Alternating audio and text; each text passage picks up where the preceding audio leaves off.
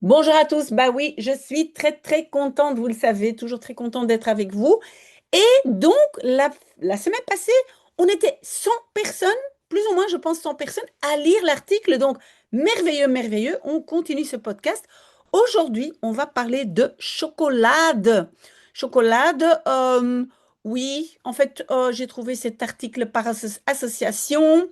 Il y a bientôt la COP 30. J'ai vu que il y a le prince William d'Angleterre qui a planté comment on appelle ça, j'ai oublié le nom, des mangroves.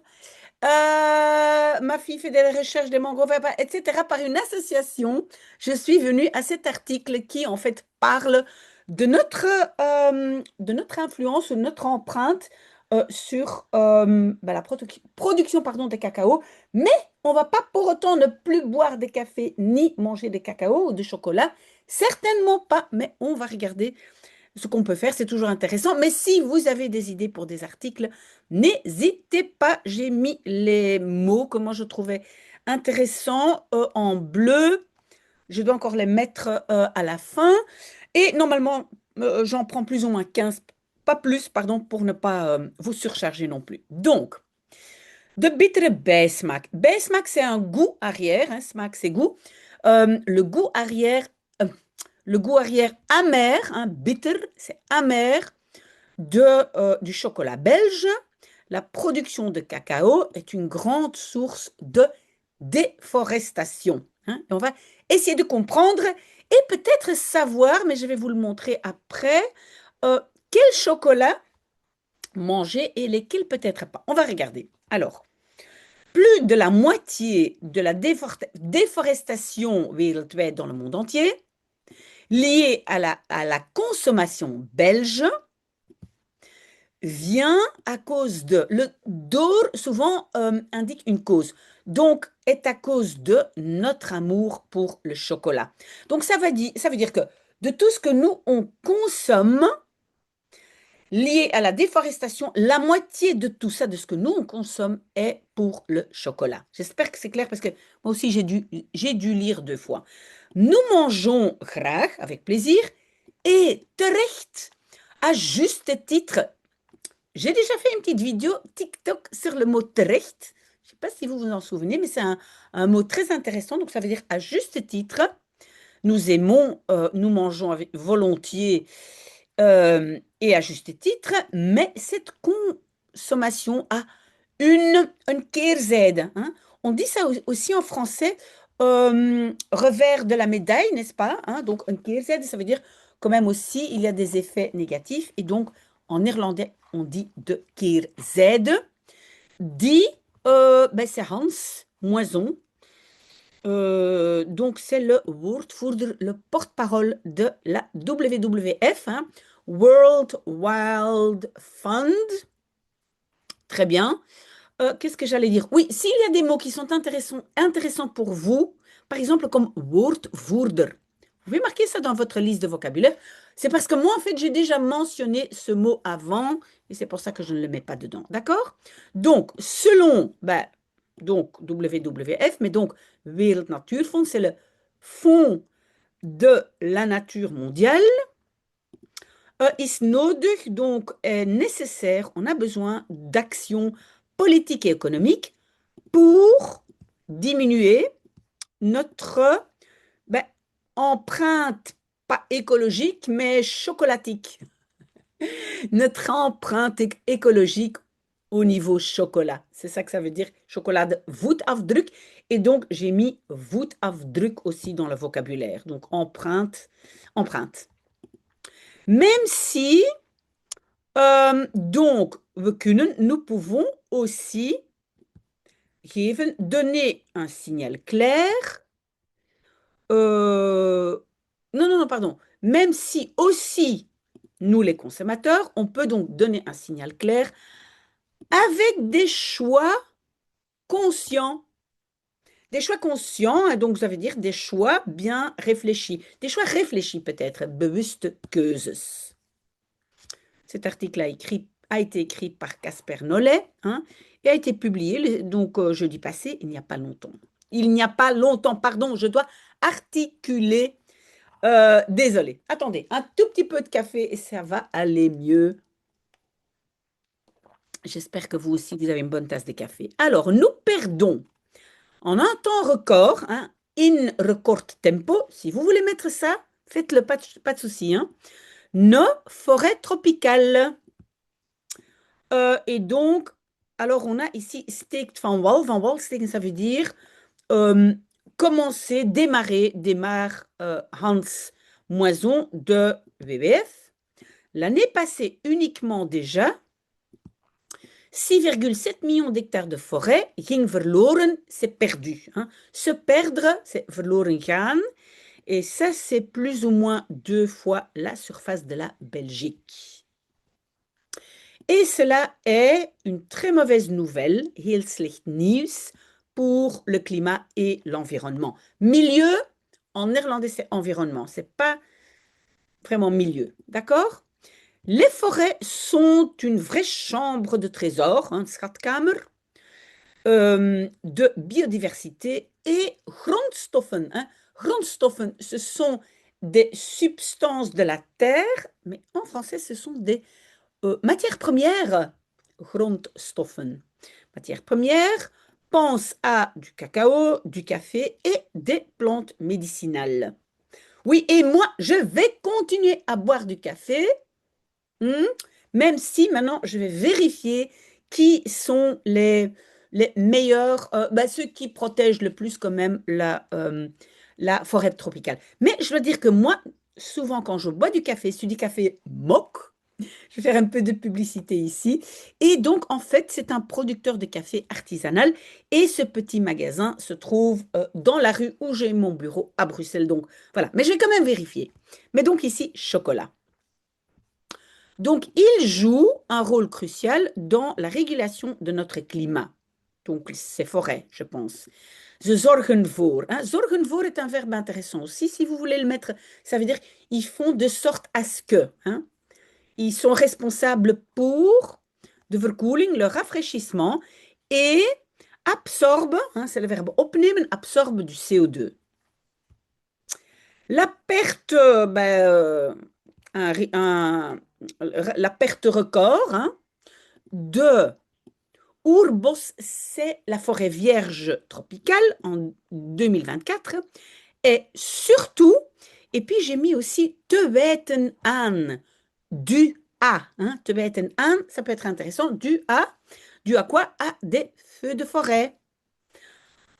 Voilà, ici en 2024, des forêts, des incendies détruisaient 5 fois autant de forêts vierges tropicales que en 2023. Dit, donc cela, et ce sont donc les incendies ou les feux, cela semble. Ah, et j'ai pas mis ça en bleu, je vais le faire parce que je pense que j'ai mis ça dans le vocabulaire. Onlosmakelijk verbonden. Oui, je dois expliquer un peu, mais donc en français, ça va être indissociable. Mais donc verbonden, c'est lié. Onlosmakelijk, on ne peut pas losmaken, on ne peut pas détacher. Mais onlosmakelijk verbonden, les deux ensemble, c'est indissociable de l'agriculture. Dans les gebieden, les régions tropicales et subtropicales, dans ces régions, la plupart des feux ou incendies sont allumés opzettelijk. Ça veut dire de façon intentionnelle, hein, opzettelijk. Oui, je pense que délibérément est peut-être mieux. Pour ainsi créer des gebieden, oui, des régions d'agricoles nouvelles. Vous allez comprendre, dans beaucoup de cas, donc cette gebied, c'est, on va dire terre, ces terres agricoles sont bedoeld, sont prévues pour la production alimentaire, hein, voedselproductie, dont le cacao, waaronder, hein, sous lesquels, mais oui, ça peut être intéressant comme mot aussi, waaronder, dont le cacao. En Belgique, en tant que heus vrai pays de chocolat, Non, c'est pas en Belgique. Pardon, c'est en Belgique. Et la Belgique, en tant que vrai pays du chocolat, importe flink wat, ça veut dire beaucoup de cacao. Les chiffres ne mentent pas, liegen er niet om, n'en mentent pas. Le on, c'est erom, hein, de cela. Notre pays importe presque 10% de tout le cacao du monde. Donc, comme nous sommes le pays du chocolat, 10% de tout le cacao vient vers la Belgique, dont nous exportons zone, ça veut dire plus ou moins 61%. Het gevolg daarvan, hein, en conséquence, tout ça, ça veut dire en conséquence. En fait, textuellement, ça veut dire la conséquence de cela, mais moi je vais traduire en conséquence, c'est plus de la moitié, 50,8%, de la déforestation qui est liée à la consommation belge. Directement, samenhangen, hangt samen, est lié à la production de cacao. Ça va? Donc la moitié de la production de cacao, c'est belge. Et donc aussi la moitié de la déforestation pour le cacao. Hoe duurzaam? Oui, ce hoe plus adjectif, j'en ai déjà aussi parlé dans des petites vidéos short. Hein. Et donc, c'est comment durable est ton chocolat préféré? Hein? Donc, mais en français, on va plutôt dire dans quelle mesure? Mais pas en néerlandais. En néerlandais, c'est comment durable est ton chocolat préféré? Est-ce que le cacao peut être récolté de façon durable? Certainement dit Moyens, mais c'était pas son nom, ça, Moyens. C'était Moison. Je ne sais pas si c'est une erreur, parce qu'ici on dit Moyens, mais c'était quand même Moison, non? Ben oui, ici. Oui, c'était Moison. À mon avis, c'est une faute, mais bon, c'est pas important. Il existe des formes de agriculture régénérative où, où le cacao que tu produis, non, où tu produis du cacao, pardon, sans que la biodiversité eraan moet geloven. Eraan moet geloven. C'est vraiment une expression et ça veut dire doit y passer. Hein? De biodiversiteit moet eraan geloven, doit y passer. Peut être intéressant, peut-être uniquement de façon passive, c'est-à-dire vous devez comprendre l'expression, peut-être pas l'utiliser. Sauf pour les gens qui sont déjà très avancés. Mais il y a aussi des instruments wetgevend, hein, législatifs, pour cela, dit-il, comme par exemple la loi de déforestation européenne qui, fin de l'année prochain, doit entrer en vigueur. In werking treden, et j'ai déjà noté ça, mais si pour vous c'est nouveau, je vais essayer de scroller un peu, voilà.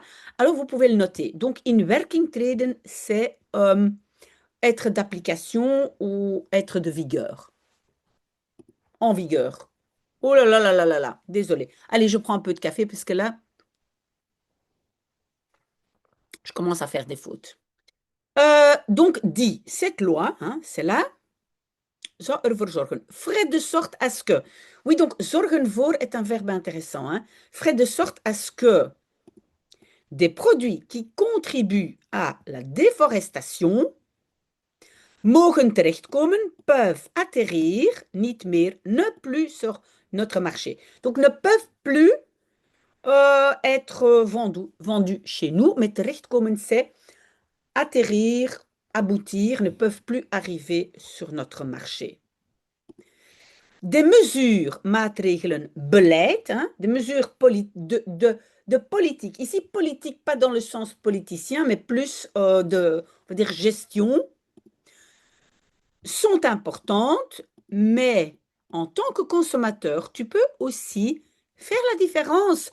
Dans le magasin, raconte Moyens, que je pense qui est Moison, mais bon, bref.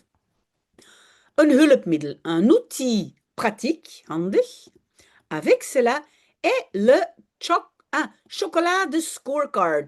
Scorecard, c'est comme un bulletin, hein, un bulletin de chocolat qui est opgesteld, qui est réalisé ou qui est, on peut dire, construit par un groupe de scientifiques, un groupe international de scientifiques et d'organisations Middenveld. Et Middenveld, c'est le milieu de terrain. Hein, on utilise ça en football, par exemple. Mais ici, je pense, c'est plutôt intermédiaire. Donc, entre producteurs et consommateurs, je pense.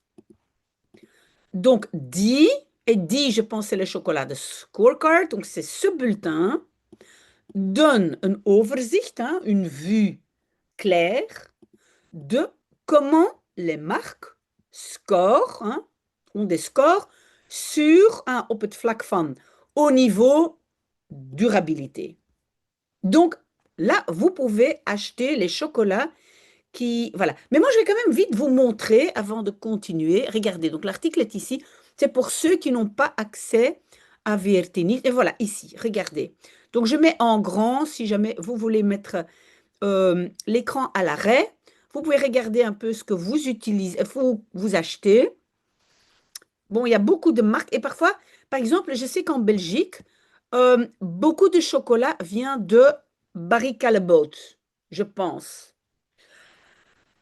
Et alors, le numéro un, mais on va le lire dans l'article, c'est Tony's Chocolonely, Chocolonely.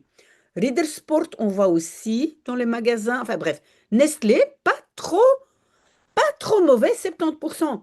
Et ça, je vous dis vite fait, c'est intéressant, mais je retourne dans l'article. Où est l'article? Oui, ici. En fait, ça, je veux vite vous dire. Donc, quand moi, j'étais petite, je me rappelle que ma mère, elle ne voulait pas du tout acheter des produits Nestlé. Elle faisait tout pour ne pas acheter Nestlé. Aujourd'hui, Nestlé est énorme, très, très grand et a peut-être aussi changé un peu de politique. Mais pourquoi? Parce qu'en fait, Nestlé faisait des publicités en Afrique en disant aux femmes africaines, ne donnez pas, n'allaitez pas vos enfants, hein, mais donnez de la poudre, poudre de lait de Nestlé, n'allaitez pas vos enfants, alors que tout le monde sait aujourd'hui que l'allaitement, c'est très très important, mais voilà. Donc, je me rappelle, mais, donc Nestlé, pas trop mal ici, hein, 70%, mais alors, donc, si tu regardes tous les paramètres, donc de l'utilisation de pesticides jusqu'à la transparence en déforestation, alors arrive la marque néerlandaise Tony's Chocolonely. Il a, attends, donc il en sort en général bien, hein, doorgaans goed, en général bien. Et sortir ici, c'est eruit komen, hein, en sortir. Vous voyez ça, eruit komen, ça c'est le verbe. Die moyens, qui est peut-être moison, bref.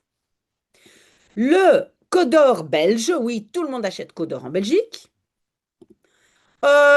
Qui uitmaakt, qui fait partie, deel uitmaakt, qui fait partie de l'entreprise américaine Mondelez, oui, c'est très grand, un Mondelez, refusait de participer à la scorecard, au bulletin. Cela est en soi déjà veelzeggend, ça dit déjà beaucoup, selon Moyens. L'année avant, hein, ervoor, avant ça, scoorden ze, donc ils avaient des scores, d'ailleurs pas positifs, un niet goed, pas bon, hein, un score pas bon. Ok, donc Mondelez, qui pour l'instant, oui, qui est propriétaire de Codor, malheureusement, hein, c'est plus belge. Je pense que uniquement Chocotov. Donc, peut-être le message est, on achète plutôt Callebaut que Codor. Parce que Callebaut, c'est aussi belge, hein, je pense, je crois. Alors, la COP 30 devient important pour déforestation. Oui, donc, vous le savez, hein, le climat top, hein, donc ce sommet, la COP 30, je pense au Brésil, et là, on va parler de ontbossing, je pense. Plus de la moitié de tout le cacao au monde vient de l'Afrique de l'Ouest, où des fermiers kleinschalig, oui, Ça, c'est peut-être important. Donc, à petite échelle, échelle, pas échelle pour monter, hein. Ça, c'est ladder. Échelle comme échelle sur une donc à petite échelle, c'est schaal en irlandais. Donc où des fermiers à petite échelle donc avec des petites entreprises souvent peuvent vivre rondkomen ça veut dire payer tout hein, vivre à peine. Après déforestation de bodems, les sols sont d'abord fertiles. Ah oui, ça ici, c'est très important. Donc d'abord, donc, on fait la déforestation et puis au début, les sols sont fertiles. Mais déjà, rapidement, les récoltes diminuent par épuisement, maladie et changement climatique. Donc très vite, ces sols ne valent plus rien. Daardoor, oui, mais pourquoi je ne peux plus scroller? Voilà, daardoor, à cause de cela, le cacao devient de moins de valeur, donc vaut moins, et beaucoup de telers, beaucoup de producteurs, raken kwijt, perdent leurs revenus. À la recherche de nouvelles terres fertiles, ils coupent à nouveau la forêt. À cause de quoi hein, waardoor la production se déplace constamment et la déforestation continue à toenemen augmenter. Donc oui, on comprend un peu, ces pauvres petits producteurs, ils n'ont pas vraiment le choix, coupent les arbres, d'abord utilisent pour du cacao, ça marche bien, et puis après, ils doivent déplacer les cultures parce que le sol est épuisé. Ainsi, la Côte d'Ivoire perdait déjà 94% de ses forêts. Et maintenant, aussi les forêts tropicales de Libéria et du Congo. Congo Becken, ça veut dire que c'est en fait autour de la rivière le Congo. Ondergaan subissent le même sort.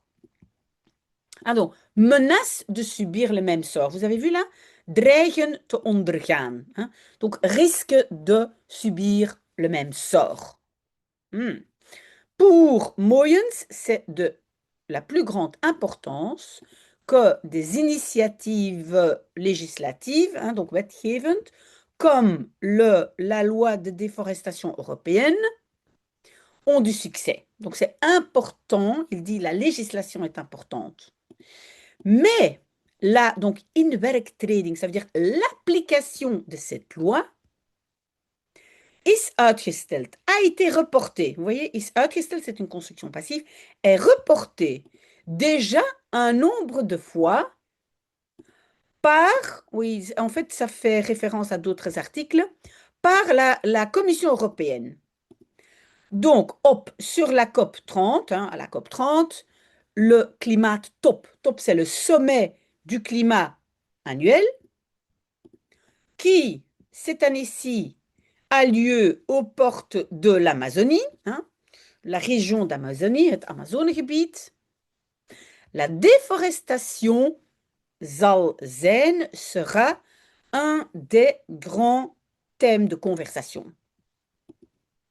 Il est, selon lui, à espérer que les pays là-bas overeenkomen, se mettent d'accord, een en ander, ça veut dire de l'un ou l'autre truc, mais donc ça veut dire sur certaines choses, qu'ils se mettent d'accord. On a presque fini, voilà.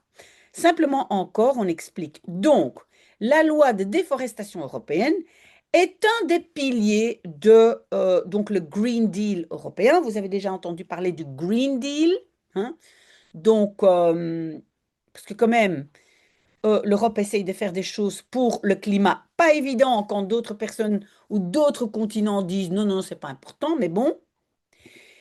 Het moet, donc, cette loi doit la partie européenne du changement climatique et de la crise de biodiversité diminuer.